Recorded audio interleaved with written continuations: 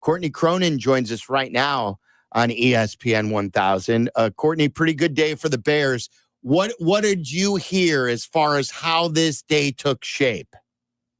Well, it happened so quickly. Like, there's people I've spoken with around the NFL that were kind of surprised that Ben Johnson didn't even get to Halas Hall before he signed agreed to the terms of becoming the next head coach in Chicago. So there wasn't a second interview. It was the pressure that this team felt that the Raiders were really putting on them, that Tom Brady getting involved in the head coaching search and the GM search out in Vegas made the Bears act pretty swiftly here. They've done 17 interviews. Ben Johnson was their, I think 5th or 6th on January 11th. That was, 11 days ago at this point. They've known. Like, I went back and looked at the story I wrote, the one that I did on Matt Eberflus's firing, which that was December 3rd. And in there, Ben Johnson was one of the first names I reported that the Bears at that point were interested in talking to. They were eager and excited to talk to him, talk to Cliff Kingsbury at that point before they saw how it would go with Thomas Brown. Like, those were the names that were on the top of their tip of their tongue right away. And then all these months later, all these weeks later, he's their guy. So it's pretty clear that they landed the top person this cycle and the person that they had been keeping tabs on probably the longest throughout this. And it was the big swing. They landed their big fish. This wasn't the secondary hire because Ben Johnson slipped away and ultimately went somewhere else. And skeptically, that's how I felt it was going to go. Mm-hmm. I know that when I was on with you guys, I mentioned Joe Brady initially. Cap and J Hood and I were talking about Todd Monken as a candidate. Both could be very good candidates. Both could get jobs this cycle. We'll see. But I think, like a lot of Bears fans, I was skeptical that they were going to get their number one pick in a head coach because we've seen them fumble it before. So I think you can at least appreciate, as long as the process was, as many candidates, came through their Zoom screen, Ben Johnson included, they got the top name. They didn't have to settle for second best or third place candidate when they went after and were able to convince their guy to come here and to coach Caleb Williams, which I'm sure a lot of that convinced Ben Johnson on his own, frankly. Courtney, however one wants to process the handling of the Eddie George in-person interview, it did pave the way for the expedited process of hiring Ben Johnson, did it not? And we could have... No, I mean, that fulfilled the Rooney Rule. Yeah. When that happened yesterday, and, in sources I've spoken with close to Eddie George, this wasn't, this is his first head coach interview. I think this is something that might not have been like, he's 4 years into this at Tennessee State. I'm sure one day if all things can continue to go the way they are, they made the FCS playoffs this year. He was coach of the year in the Big South Ohio Valley Conference. Maybe that'll be a real interview at one point, but certainly it fulfilled the Rooney Rule for the Bears. They interviewed Ron Rivera a week ago in person.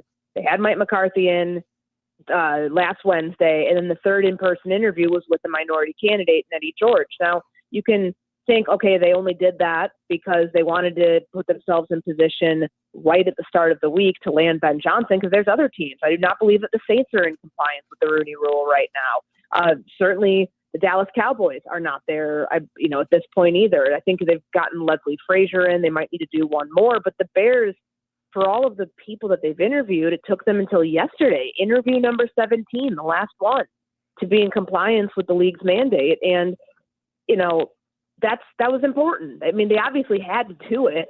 They wouldn't have been able to hire Ben Johnson without it. So I understand why Bears fans might be looking a little sideways at that and thinking, okay, well, that's a random name to have popped up at the 11th hour. But, that's what it was. And that's what got them in position today to be able to strike first among any of the remaining teams. Courtney, do you believe what a lot of other people are saying today, that yes, George was very aggressive with the money, and they're hopefully going to pay these assistant coaches a lot of money too. But if they don't have Caleb Williams, it doesn't matter how much money they would have been offering, they probably don't get Ben Johnson. Yeah, I do believe that, because Caleb's the biggest draw here. And I know what Ryan Poles said on January 7th, that it wouldn't be like, you're not just going to hire an offensive coach to hire an offensive coach, but Caleb's the most important part of this franchise right now. Your investment in the number 1 overall pick, if you do it right, you win with a quarterback that's on his rookie contract. So you've got 4 years left of this, including the 5th-year option, to make it work.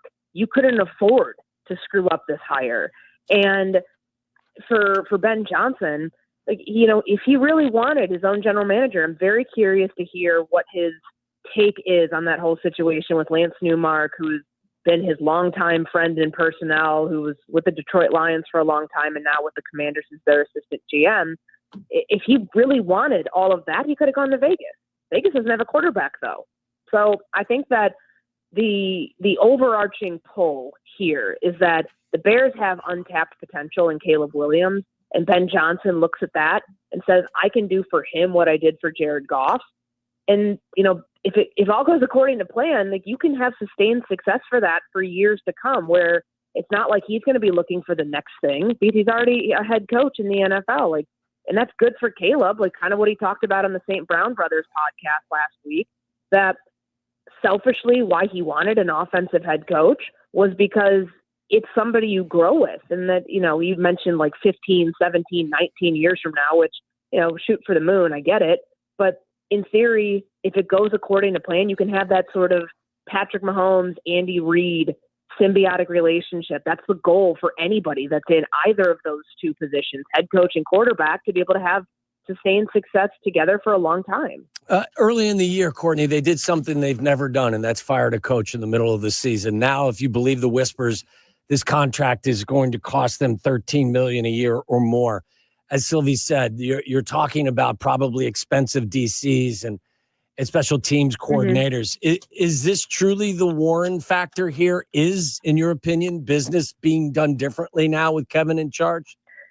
More so than hearing the names Dennis Allen, Darren Rizzi. Right. Dennis Allen's been a head coach at 2 different jobs.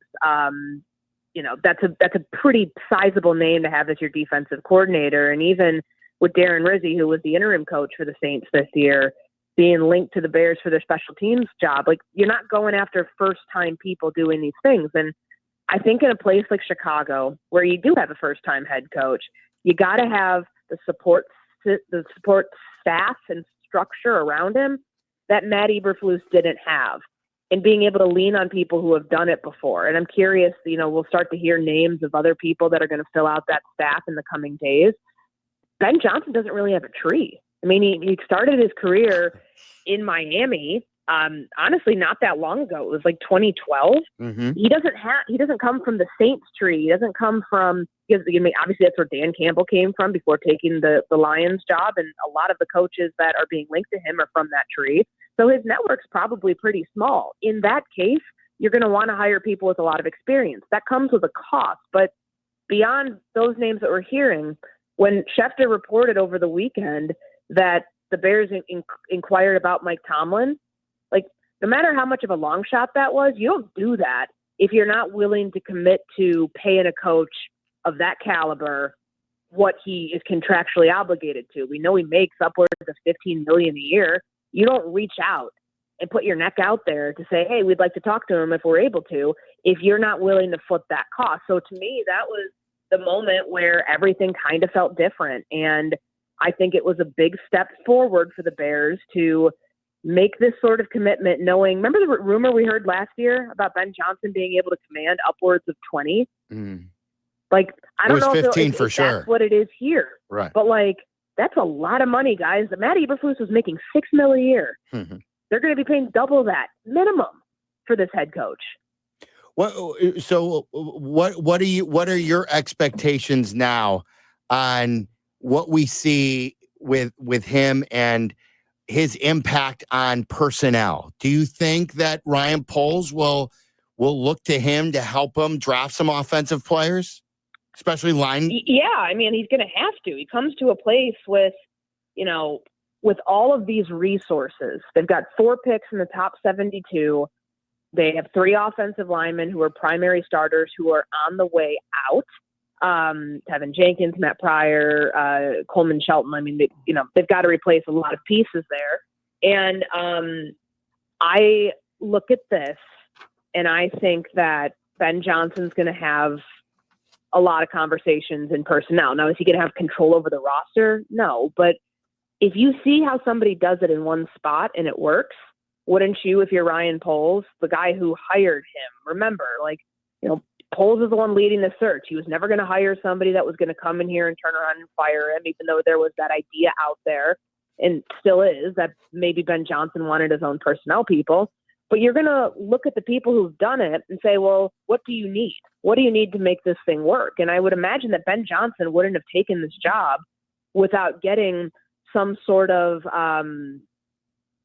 assurance that I want to build the offensive line this way. I want to go get this player in free agency. This is how we should be spending our top draft capital in April. And if that doesn't line up with the general manager, then they shouldn't have made the hire.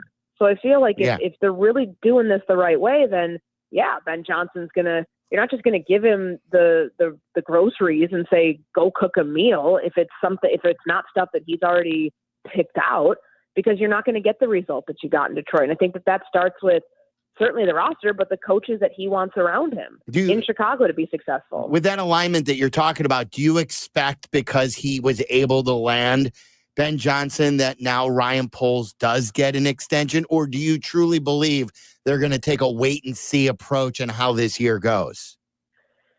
Tough question right now to answer right now, just because this hasn't, nothing's official and settled. Nothing at this point. You know what I mean? This to me is a situation where, Kevin Warren kind of alluded to something when he said that he was asked about it, Poles going into the final year of his contract, however the question was phrased. He said there were a lot of assumptions within the question. So is this really the final year of his contract?